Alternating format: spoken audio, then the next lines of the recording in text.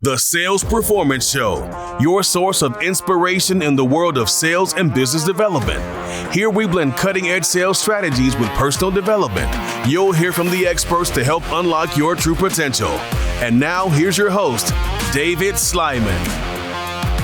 Hey everybody, Dave Sliman with Sales Proformance. Welcome back to the show. I'm pumped about our guest today. He is not only a true professional with a wealth of knowledge, but he's a really good friend of mine. And I love getting together with this guy because every time that we get together, our conversations revolve around leadership, positivity, being driven. And one of the things that I respect the most about this guy is he's a great friend, but he's a great father. He's a great husband. He's a great family man, and he balances this stuff. And I got to tell you, he makes it look easy. He really does. He's like I said, he's a renowned, exceptional leader. He's recently wrote a book, which we're going to talk about, called Always Ahead. And I want to welcome him to the show. So Oleg Bortman, welcome to the show. Great to see you. Thanks for being here. Man, I'm so honored and I am so proud to see everything you have done in your life and that you actually opened the door and welcomed me in your life. So thank you for having me on your show. Oh man, I appreciate it. I really do. It's a mutual admiration, and I mean it. When we get together, there's just, and I got to tell you, people out there, okay, surround yourself with great people. Okay, people that are going to help you step up your game, because that's what this guy does with me and for me. Is when we get together and we talk, it's always about stepping up our game, being more successful, and not only just successful in business, but just personally. And I just love it, man. I really do. And you're going to see that today in the show. Thank you. Thank you for having me. I'm so excited to be on your podcast. It's great, on a beautiful Thursday. It's great. All right, so listen. Talk to us, to our listeners who are out there. Give them a little background about yourself and your story. I mean, I know it, but I'm going to let you tell it. And I mean, how you've gotten. I know it's a big question. I always say at the beginning, it's a big question, but give us unpack that story for us and how you've gotten to where you are today. Sure. Yeah. Came over as a Jewish immigrant from Ukraine. Back then it was the Soviet Union. So we immigrated in 1979. We landed in America in August. My mom was 30. My dad was 42. So I was about 3.5 and my sister was 6. None of us spoke the language. We had really nobody here helping us out. We were sponsored by the Jewish Family Services back in the day. We landed in New Jersey. So the only thing we always knew was hard work. Everything's done on a handshake. Even if you commit to something and it's going to cost you money, you still got to get it done. So that's just kind of the discipline, the hard work, the grind. And people call it the grind. I just call it being blessed. The ability to wake up every day on my own 2 feet and go out there and impact the life, the world, my wife, my kids, my friends. It's literally a blessing every single day that I get to wake up and repeat, rinse, repeat, and whatever the 3 R's. And I love it. I'm just so blessed to be here. He does. I'm telling you, this guy loves, lives, and breathes it. Okay. And obviously, let's talk a little bit to give, again, the listeners some context here. I mean, you have a super successful real estate business in the Arizona market and your 2 other markets, right? Is it 2 other markets or? We have 4 offices now in Arizona. We have 4 offices. We're looking to expand into other markets. I have friends that are brokers in other places trying to twist their arm to help them convince them that they should be under the brokery brand. But we haven't moved it outside of AZ yet, but I'm working on it every day. Not to Utah yet, right? Utah, man, I'm telling you, that's a no-brainer. It would be an honor to open up a branch with you out in Utah. I love it, man. No, it's an honor that you keep asking, but I love it. We'll talk more about it. But give everybody some context and where you started with that over the last, how many years it's been now? So I got licensed out here in 2009, but take a quick step back. So my family, obviously, we're immigrants. We came over. My parents didn't speak English. My mom's and dad's first job was $1 an hour. To put it back in retrospect, back in the late 70s, early 80s, minimum wage was like $1. That's what they were making. So my parents worked 2 jobs. I got my first mail newspaper delivery route at like 11 or 12 years old. If you remember back riding the bicycle. Oh, yeah, dude. Collected on Fridays the 15 cents for the newspaper and 10 cents whatever it was. Yeah. So that's just kind of how I grew up. And I was very competitive in sports. I played soccer in our household. Second place was first loser. That's how my father raised me. I mean, those are skills like the discipline, the hard work, showing up was just standard. And my mom was the nurturer, the carer, the lover in our household. But we had to have both to get to where we are today. And your dad was pretty stringent on what the expectations were. And he was a sheet metal mechanic, right? He worked hard labor his whole life, 10, 12-hour days. And then he would come home and, cause he'd go to work at 6 o'clock in the morning. He'd come home at 3 or 4 o'clock in the afternoon, probably exhausted, carrying the sheet metal mechanic, I can only imagine. And then he'd go out and play soccer with me for an hour and a half. I still remember those days like it was yesterday. And it impacted me. Like no matter how hard he worked, he always made time to spend time with me and push me to a different level. And then I'll fast forward. I went to college, got a degree in biology, bio-pre-med, did some research, worked for a pharmaceutical company for Abbott for about over 10 years in sales and sales management. Yeah. And then one day I was like, you know what? I'm built for something bigger and larger, and I wanted to get on my own, and I got my real estate license. Through the transition, I was consulting for a food company, trying to still keep some, bread on our table. Yeah. As I was starting my real estate career here in Arizona. So about 12, 13 years ago, I partnered up with one of my dearest friends, Tucker. He's from Arizona, born and raised. I didn't know anybody out here and worked out great. I got my license in 2009, where the market was the worst. Like you could get condos back in Phoenix for $30,000. Just imagine. 2-bedroom, 2-bed condo was $30,000. It was crazy. Remember those days? I mean, the market was awful. Yeah. Unemployment was double digit.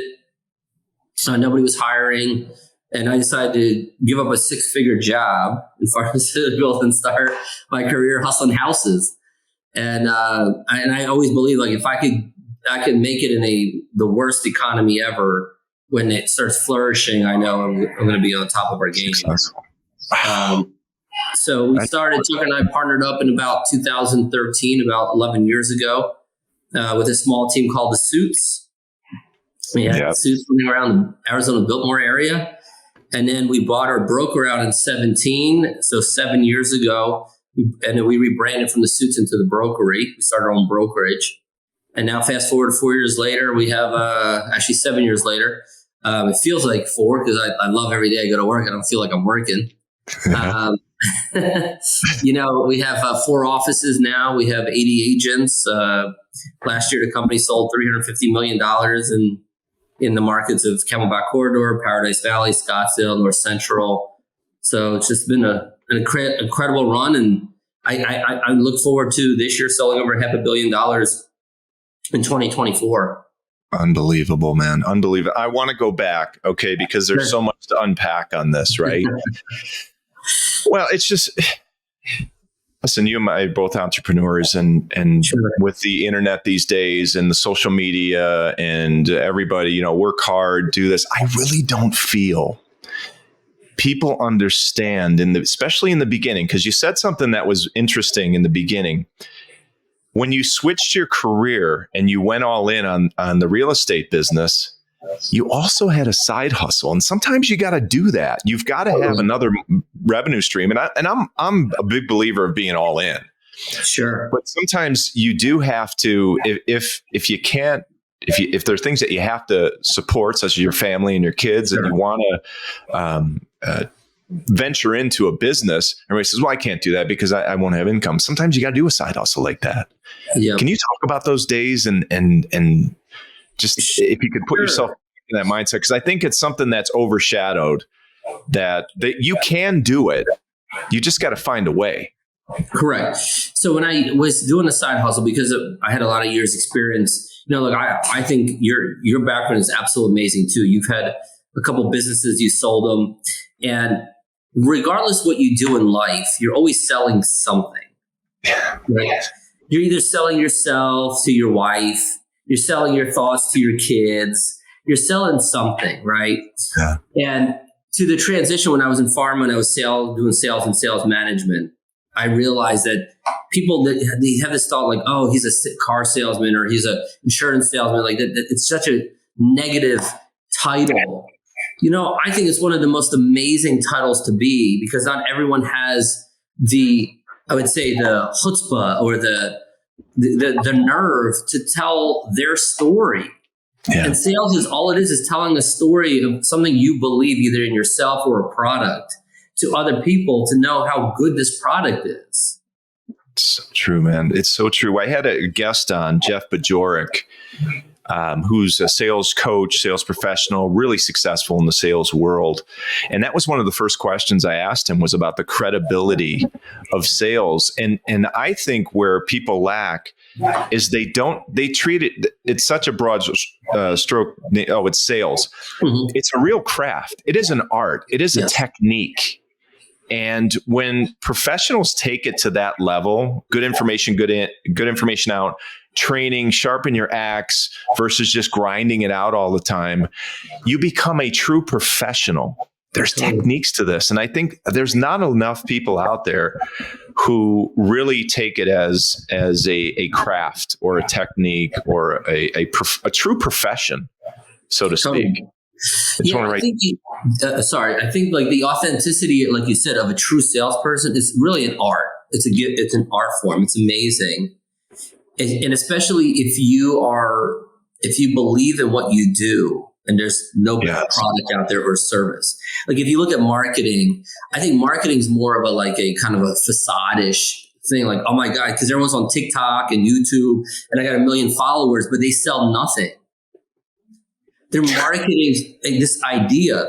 Sales is not just marketing a concept. You actually have to sell and get somebody to buy into this amazing product or service that you're providing. Yes. And when you sell a product that's no good, you get returned and you go out of business. Yeah, it's not going to last so long. For sure. So it's one of those things that I just love about. And I went to school because my parents were like, oh, you're a Jewish immigrant. My kid's going to be a doctor, a lawyer. Those are respected fields. Yeah. And then I show up to be a salesperson. And it's one of the most proudest thing I have is my passion for what I believe is important, not only to me, to other people. And they need to hear the story of how you too can create and generate legendary or legacy wealth from family to family that will outlive me on this planet. And it's all through sales. Yeah, all through sales and hard work. I mean, let's talk about that. I mean, there's a mindset to this, right? I want to go back to that, something we talked about a little bit earlier, and that was how hard it really is. I mean, listen, you've got it to the point now where you've got a good cadence, you got a good rhythm, but it takes time to get to that point. Talk to me about how hard it was, especially in the earlier years, or even now for that matter, because you're always elevating, you're always growing, you're always bringing on more agents. Now you want to look at going different, you're adding another office, right? That's another thing I really love about you, man. You're always pushing the envelope to be better. But talk to me about how hard it is, because it is not for everybody. I'm not discouraging anybody. I'm actually encouraging people, but I want them to understand if we could educate people more on how hard it is and mentally prepare them on the mindset, I think they'll be more successful. But how hard is it? Yeah. So two things. And you did ask a question with the side hustle. And I don't know if I spoke about the hustle. The key to the side hustle, and we all have it. You've had it in your career. I've had it. So the key to the side hustle is that if you are going to do a side hustle to transition to another career, you can't consider 40 hours for both jobs combined as a side hustle. Yeah. It's 2 part-time jobs. So when I was doing the consulting for the food company, I was working 40 hours there. And then I was actually finding another 40 hours a week to do with real estate. Yeah. So I was not working 8 hours days. I was putting 14, 16-hour days in because I wanted to transition into one hustle. Yes. And that's what people are like, oh, I'm going to transition from this to that. And they're like, say they're bartending 3 nights a week. for whatever, 8-10 hours and making, $1,000 a week cash, right? Yeah. You're like, oh, I'm going to start real estate and work 2 days a week. No, you're still not even working 40 hours combined. So most people don't have the drive to put 80 hours in to transition from one side hustle to the other. They think the combination, and you will not succeed if you're doing 20-20 or 30-10 or 30-20. You literally have to put in 80 hours a week. That is such a huge point. It's even using the word side hustle doesn't give it really any validation. I mean, no, that's not side hustle. That's working essentially two careers or two jobs at that point. So that's a great point. So for those that want to transition into whatever the career may be, like even if you look at those, doctors and they become residency, right? The residency, they're on call, like literally they're working 24 hours a day, 5 days a week, just to transition from, I got my degree to get 4 years of time into the residency, and they're getting paid pennies, 60, 80, 100,000, but they're working 20-hour days, 5 days straight. Yeah. So that's what people have to understand. Like when you want to transition, you can't give up time on either side. You literally have to run two gigs at the same time. What are some effective strategies? Because we're talking about resilience right now, and character and work ethic, and mindset plays a lot into that too, because you can't be soft when you're taking this kind of step. But talk to me about some of the effective strategies you developed in some of that resilience and character. So two things. One, sales and resilience is rejection. And you're going to get a lot more no's than you get yeses. Especially like, as a guy growing up and you're trying to get on a date and they're like, oh, no, I'm not giving you my number. I'm not giving you a number. So we as guys at a younger age get used to rejection a lot more than the women do. But I think that teaches us a lot, like, oh, can I have this? And when you get no's, you're like, oh, the first time it's always hurtful. But by the time you get this 100th or 150th no, you're like, oh, all right, I'll ask the next person. So in that resilience, you have to be able to take rejection in any type of sales. And when I talk about sales, it's again in life. Like when I met my wife now, when I wanted to spend more time with her in the beginning, she's like, no, you live in New Jersey, I live in Arizona, it's not going to work. Right. So I was like, well, that's not going to fly for me. I was persistent. I was like, well, what if I move? Right. It was a maybe. The door was still, I left the door a little bit open for me. Opportunity, right? So because I heard that she said it won't work if I lived in Jersey and she lived in Arizona, but she didn't say it wouldn't work if I moved to Las Vegas. So I was like, all right, well, if I was closer, maybe it'll work. Yeah. So the rejection, you're going to get a lot of rejection when you move into a sales career for sure. And I think the mindset is absolutely crucial. The rejection is not that, Oleg, you look weird. It's Oleg, I don't like your product. We can't take that rejection personally. It's a rejection of the product or service that you're asking for that person to acquire or use.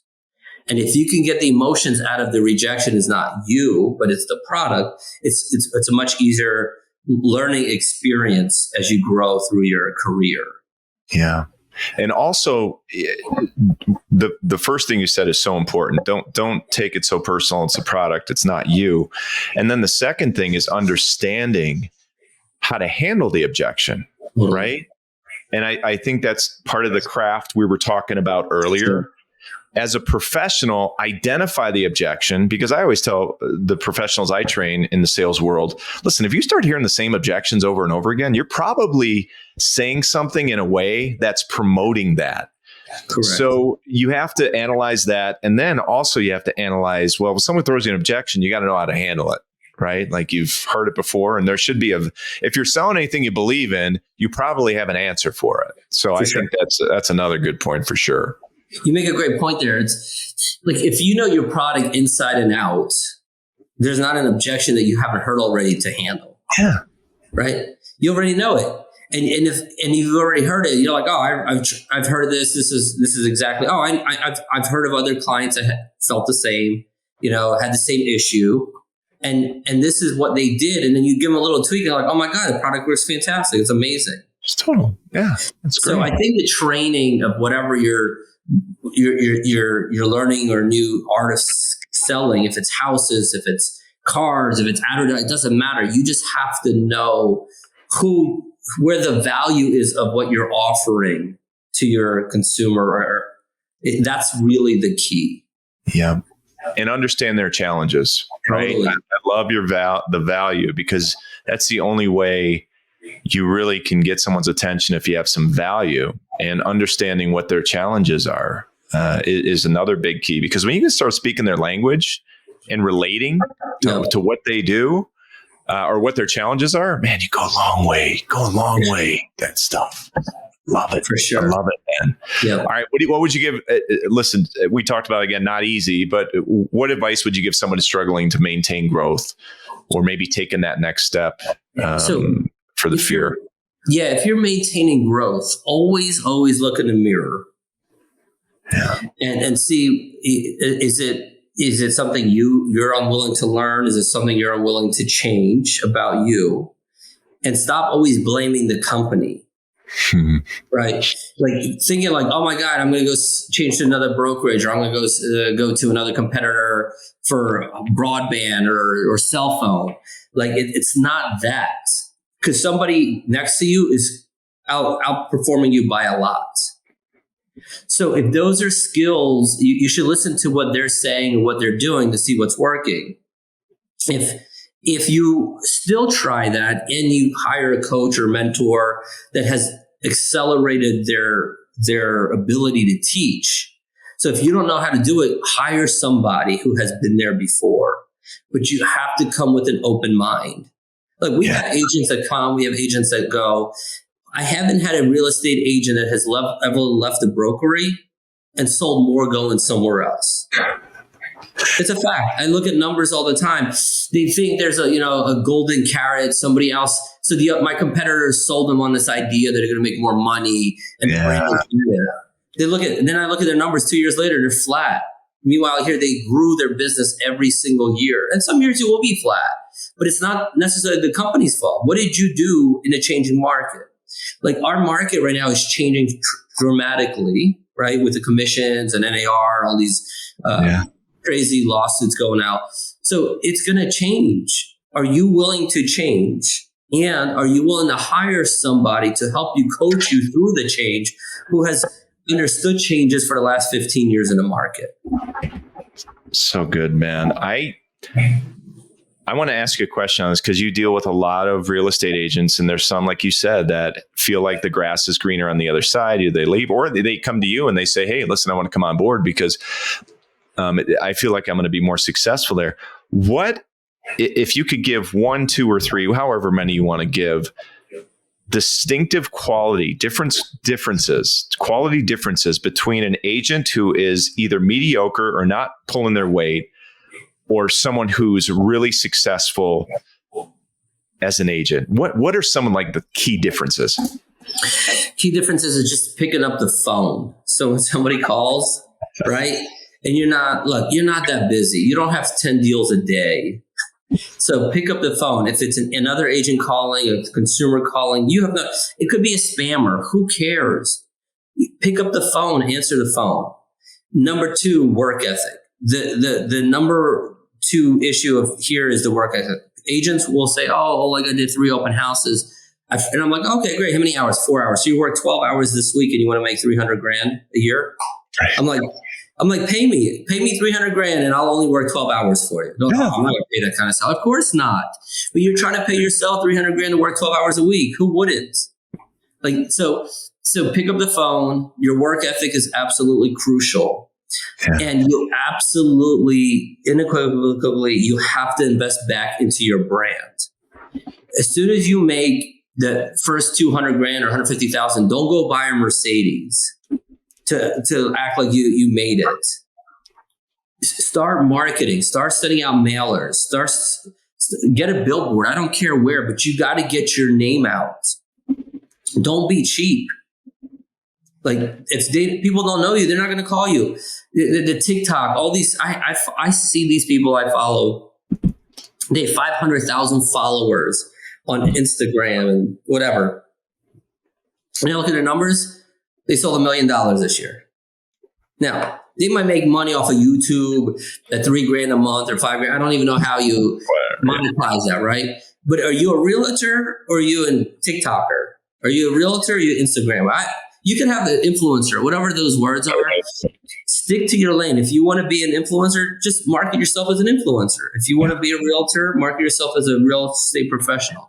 If you want to be a lawyer, stick to your lane and create the brand. But you have to, they would say it takes money. Once you make money, you got to put money back into your business or you will go out of business. Look at it. We know Mercedes, right? Lexus, all these brands. You watching TV, you still see Lexus commercials. You still see Mercedes commercials. These brands have been around longer than I've been talking, right? They've been around for 100 years. And they still spend money every single day in reminding the consumer who they are. So true, man. Two things there. We just had a podcast with a gentleman by the name of Craig Can. It was a great podcast on communication. And he mentions that you are a brand. And that's what they don't realize that. That's right. Yes, you are not a real estate agent. You are a brand. Correct. For being a real estate agent. You need to be a brand of that industry. And it was a really good discussion about being the brand. And I'm glad you brought that's twice now that this company came up. You are so spot on with that, with the being the brand, because I think too many times they don't realize that. Yeah, you're a brand. I'm a brand. We're all a brand. And you want to really know. The goal is, what's your goal when they leave the conversation with you? How do you want them to feel? And I think that was a good perspective on it. But investing back in yourself, man, that is such a big, big thing. It really is. That's great. You wrote a book. I did. Let's talk about the book. You sprung on me. I love it, man. Always ahead. Let's talk about the book. Can you share some of your personal experiences and really what inspired you to write this book? So when it's coming over I mentioned as an immigrant, when I came to America, I was 3.5 years old. I got married. My wife and I, we married almost 18 years will be this September. We were just about to have my son, Levi. Yeah, who will be 13 in the summer in June. And I'm always a believer. Why I'm always so positive, and I have a motto is like, my glass is not half full; it's always full. I'm blessed. Like, I feel not lucky. I just feel blessed every single day for everything I have. So I am a believer. I don't know if I have one day left or if I have 50 years left on this planet. So I didn't know like how much time I'm going to have with my one kid or multiple kids. So I always wanted to write a book. And in my family or in our household, like I started this project almost 13 years ago. I hired a ghostwriter. I got about 4 months into it. And I'm like, I can't write 150 pages. It's just not going to work. So I spent a couple $1,000, put it on a shelf and put it to bed. So about 2 years ago, now I have Levi and Lily. My kids are 12 and 11. It comes back to me like, you know what? I mean, it's time to put a book together. So I tell Jenny, my wife, and she's so amazing. She said, like, stop telling me what you're going to do. Just go do it. Or I don't want to hear about it. Either drop it or go do it. I'm like, what? You're challenging me? Okay, I got this. So I decided to go ahead and do it. She sold you on it. She goes, you're going to do it. Wow, you're going to do it. That's it. I don't want to hear you complaining in the house about this, what you're going to do. Just go do it. So we went back east. I was in my family back east. Jenny had to fly back early for work. My kids are on the iPads. We have a 5-hour flight back from Jersey, and they're out on their iPads. And I pull up the laptop. I start typing. I'm like, I got to do this book. And what I'm doing this book for is to tell people on the planet that there's other ways to be successful, but you not only have to believe in yourself, you have to have other people, mentors and coaches that see a potential in you that you don't even know exists. So, because the outsider sees you differently than you see yourself. Your parents see you differently. Your best friend sees you differently. If you have a true best friend and you're doing something crazy, they should be the one calling you out on it. Excuse me, right? And then my wife sees me different. My kids sees me differently. So I put this book together, this concept, And I hired an incredible company called International Bestselling Publishing. And they give me this big pitch and I'm like, oh man, this is expensive, but I want to pay it forward. I came to America as an immigrant. This country has been absolutely amazing to me. Very fruitful, very giving, very caring, because I worked so hard. It's giving back. Yes. So I'm like, you know what? And I want to share good news. I want to get the story out. I want people to know there's other success stories out there besides just the traditional path of having to go to college and having to do this. There's other stories out there. So I was blessed. I came up with this concept, and I got 12 dear friends of mine on volume 1. There's going to be a series. It's called Always Ahead series. I'm going to be looking for the next 12 people that have impacted my life to put a chapter together. And what's great about it, each person wrote a chapter of something that it's only 8 to 10 pages of each chapter. So the total book's about 150 pages long, about an event that occurred either through a mentor or life experience through work that impacted them so much that has helped them, that they believe has put them on their trajectory to where they are in their successful life now. And it's great. You have a restaurateur who started with one restaurant, now has 35 restaurants over 5 states, 2,000 employees. You have people that were dear friends of mine, was homeless at some point in their life, then became a Marine, an Olympic athlete. Like, so these are all stories of perseverance, of success, of all different backgrounds, all in one book. It's an anthology. And my plan is to continue giving back by getting more of these amazing people that have impacted my life. I have CEOs of pharmaceutical companies where that was my background in, and I have a lender, and I have one realtor, and then I have like all types of entrepreneurs. It's a must read. Fantastic, man. And that's the whole thing. Everybody has a story. And I think it goes back to what you just said. There's always that pivotal person in someone's life, whether it's a family member, whether it's a close friend, maybe someone comes in at a certain time that's not with you anymore, or but there's always that pivotal person who sees something in you that gives you an opportunity. And at least the successful people I know who were given an opportunity. Now, this is the important part. They were given an opportunity, and they were able to recognize the fact that it was an opportunity. I think versus just someone trying to build them up or make them better. They understood that that's what the path was.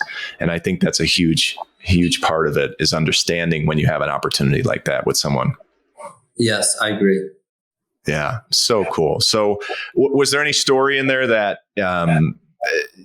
really impacted you and that you'd like to share? I mean, one of my own story was pretty cool. As I was going through pharmaceutical growth, I had an incredible woman that impacted my life significantly. Mary Gullett, she was one of my first early bosses. She's just like one of the most special, caring human beings on this planet. Her husband was extremely successful. He worked in New York.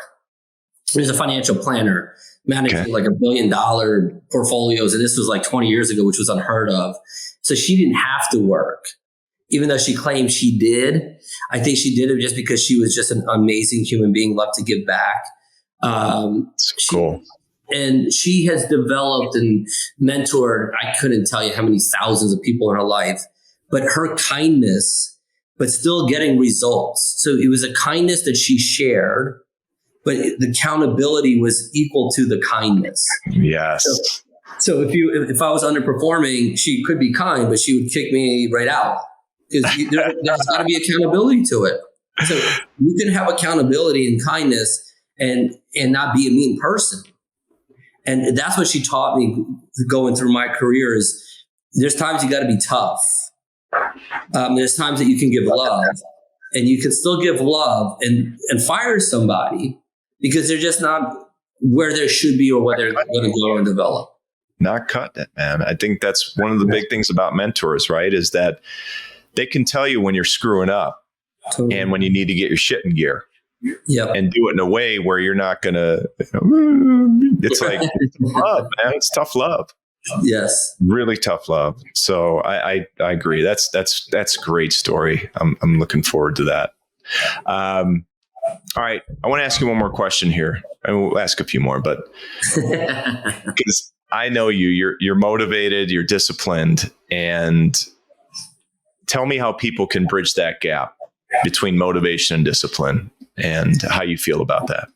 Yes. So for me, the gap was I was always motivated to excel. And like what I love is I have friends that are 10x, 100x more successful than me right now. And that actually puts a fire under me. I'm so proud of them. A lot of times you get people that are jealous of each other. So you got to be careful who you surround yourself with. Yeah. But I love seeing somebody who made $100 million last year or $1 billion. I want to give you a call. Like, yo, what did you do? Yes. That I needed. I want to learn. Every day I want to learn on how I can be better at what I do. What I've had a challenge with is a physical discipline for myself. So I would put my family first, my work first, and then me last. And a couple years ago, my wife, as you know, like your wife, she's super fit and yoga, and Jenny goes to the gym 5 days a week. And that was a priority for her. Yeah. And for me, my family was the number one. Obviously, work is number two. And me was like number 4 or 5. Yeah. And my wife finally connected me with a personal performance coach that it was just, and I went through a lot, like not through a lot of them. I met a lot, just none of them inspired me or created the discipline I used to have when I was 20 or 18. Right. So this guy, LD, who's our performance coach, brought value to me about a year and a half ago. I started working out with him once a week. Now it's twice a week. And now it's almost 3 times a week. My wife works out with him. My kid goes there. So I was able to bring the discipline back. And the discipline, I always thought like I didn't have time, but that's bullshit. Yeah. Right. Right. If it's important to you, you make time. And now I have got the motivation to be the best, not only to give back to my family and help other people be successful, but the discipline to give back to me so I can even be better. Because if I feel good and I'm mentally strong, I can then even do more. And that was the important bridge that I was looking for. Love that, man, because you just really nailed it. For me, the difference between motivation is an action, right? To actually do something because you want to do it, you feel it's important, and you're gonna take it on and whatever that working, whatever it is. Sure. Discipline to me is taking that action and doing it over time. And continuing to do it over time, even when the days when you don't want to, man. When you're like, do I want to go to the fucking gym today? No. But am I going to do it? Yeah, because I know when I leave there, I know that I'm going to feel great, and mentally and physically, I'm going to be a step up than I was a day ago. 100%. So I love it, man. I love that.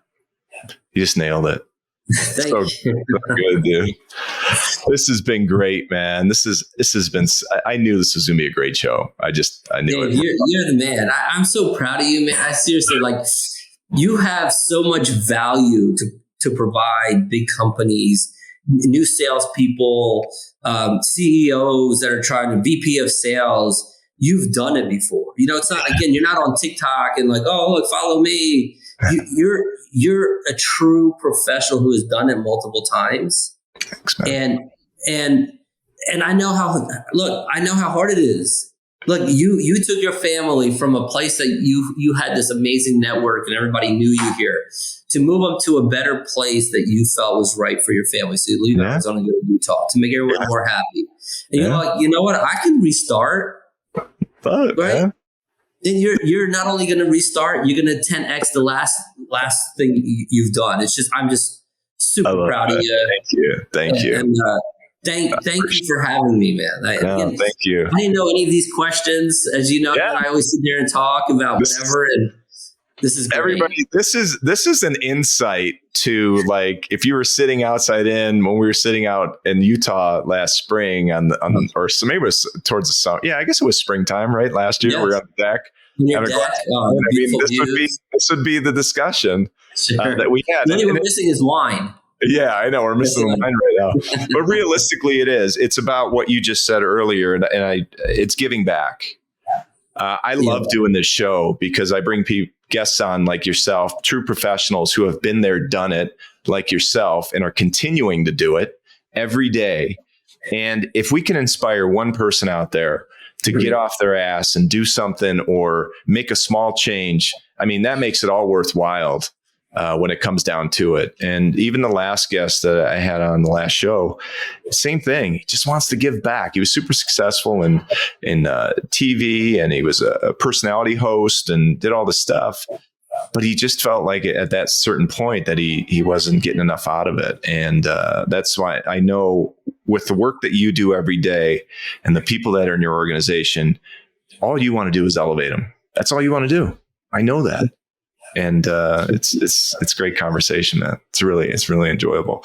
All right, listen, where can people find you? They want to get a hold of you. They want to have a conversation. They want to buy a house in Arizona, whatever they want to do. Where can they get a hold of you, brother? It's the easy way. I always have my phone with me. My cell phone is 602-402-2296. He threw his number out there. 602-402-2296. I'm at Oleg at thebrokery.com. We have the book now out there. You can visit the website at alwaysahead.com, alwaysaheadseries.com. But look, in real estate, there's nothing private anymore. So if I don't give you my number, you'll Google search Oleg Bortman and my number shows up anyway. Right. I'm just blessed again every single day. One other thing I want to say is it's kind of funny. There's an app called Age Calculator. And I think I might have told you this concept. Every day, the earth gets older. So I now celebrate my day like a birthday every day. So I celebrate my birthday every day. I'm 17,600 and some days old.